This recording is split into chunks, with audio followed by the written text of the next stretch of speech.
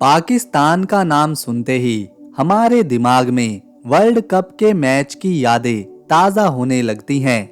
लेकिन पाकिस्तान जो कभी हमारे देश का हिस्सा था, आज 78 साल बाद वहाँ के हालात कैसे हैं, वहाँ के लोग कैसे हैं, शहर कैसे हैं, वो अपनी जिंदगी किस तरह से बिताते हैं, क्या वो भारतीयों को पसंद करते हैं।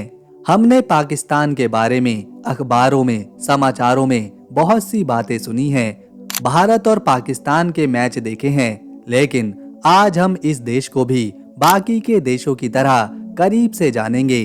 पर उससे पहले आज जो इंडिया और पाकिस्तान का मैच है, उसमें पाकिस्तान की हालत क्या होने वाली है, कमेंट में जरूर बताइएगा।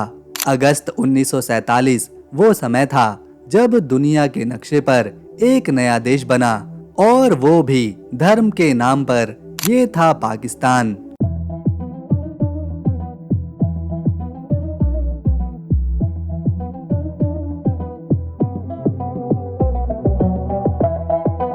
भारत में रहने वाले मुस्लिम जो उस समय पाकिस्तान नहीं गए, वो आज भारत के नागरिक हैं, लेकिन जिन्होंने वहां पर जाने का फैसला लिया, वो फिर वहीं के हो गए।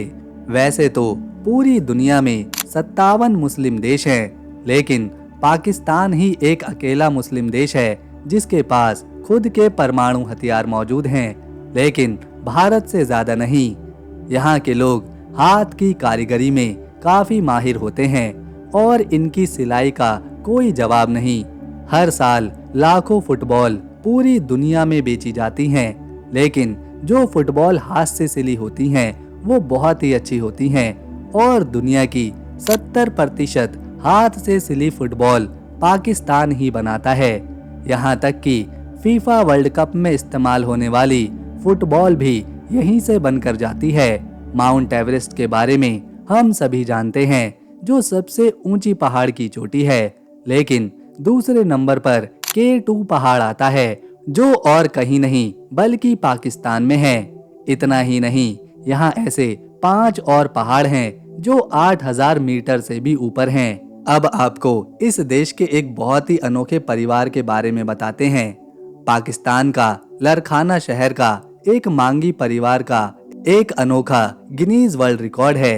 इस परिवार में कुल 9 सदस्य शामिल हैं, जिनका जन्मदिन 1 अगस्त को ही आता है। इसमें पति पत्नी और उनके 7 बच्चे शामिल हैं, और इन सभी का जन्मदिन 1 अगस्त को आता है। पाकिस्तान का सबसे मशहूर शहर है लाहौर।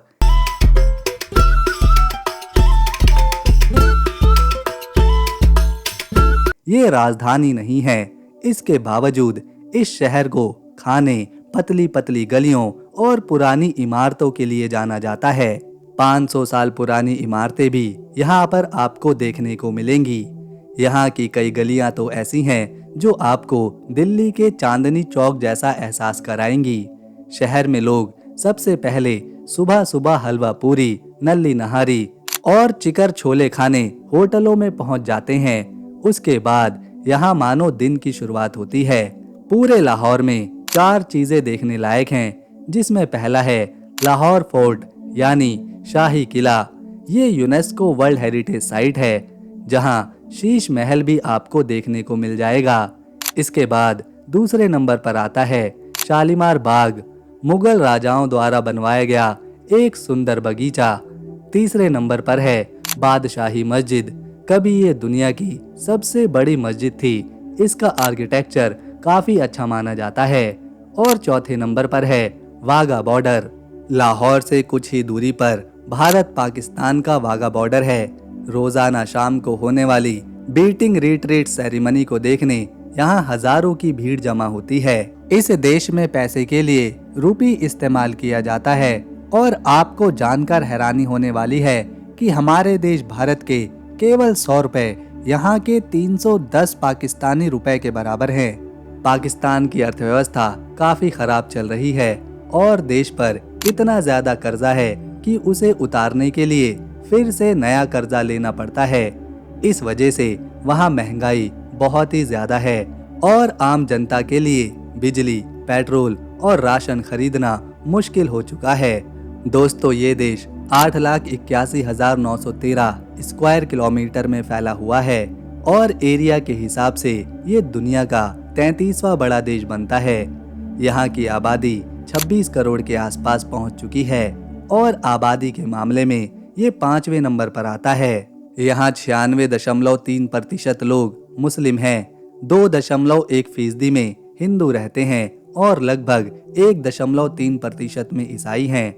पाकिस्तान में महिलाओं से ज्यादा पुरुषों की संख्या है और हर 100 महिलाओं पर यहाँ 106 पुरुषों का आंकड़ा है। यहाँ पर केवल 63% लोग पढ़े लिखे हैं, जबकि आबादी का एक बड़ा हिस्सा आज भी उच्च और अच्छी शिक्षा से दूर है। इसके बावजूद यहाँ के एक डॉक्टर ने दिमाग की सेल से सिलिकॉन चिप को जोड़कर पूरी दुनिया को हैरान कर दिया और वो ऐसा करने वाले पहले इंसान बने। इसके अलावा अब्दुल सलाम ने इलेक्ट्रोवीक थ्योरी देकर नोबेल प्राइज भी अपने नाम किया। लेकिन यहाँ की सड़कों पर गलियों में आपको बहुत से छोटे बच्चे काम करते भी नजर आएंगे, जो पाकिस्तान की अर्थव्यवस्था की वजह से है। ये है पाकिस्तान की राजधानी इस्लामाबाद।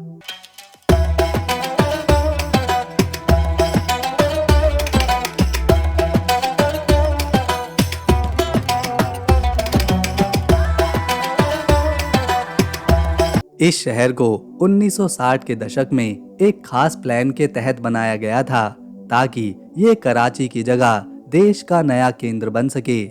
मरगल्ला की पहाड़ियाँ इस शहर को सुंदर तो बनाती ही हैं, साथ में इसे सुरक्षा भी देती हैं। इस्लामाबाद यहाँ के बाकी दूसरे शहरों से ज्यादा साफ है। यहाँ चौड़ी सड़कें हैं जिससे ट्रैफिक में थोड़ी राहत मिलती है।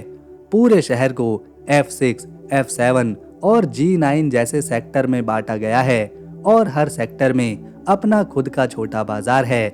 दामने कोह या फिर सुहावा ऐसी जगह हैं जहां से आप पूरा इस्लामाबाद शहर एक साथ अपनी आंखों से देख सकते हैं। ये है कराची। ये पाकिस्तान का सबसे बड़ा शहर है, सबसे बड़ा व्यापारिक केंद्र है। कहते हैं ये शहर मुंबई की तरह कभी नहीं सोता।